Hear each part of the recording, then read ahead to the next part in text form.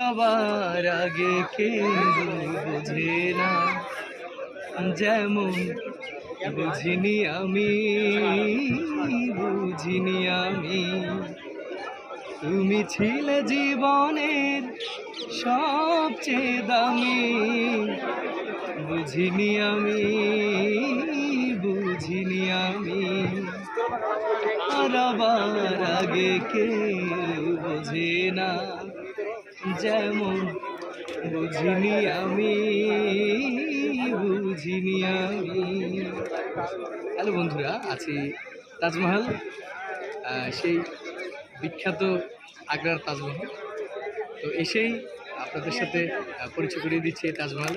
আর হলো যে গানটি করছিলাম, গানটি খুব শীঘ্রই আসছে আমার ইউটিউব চ্যানেলে।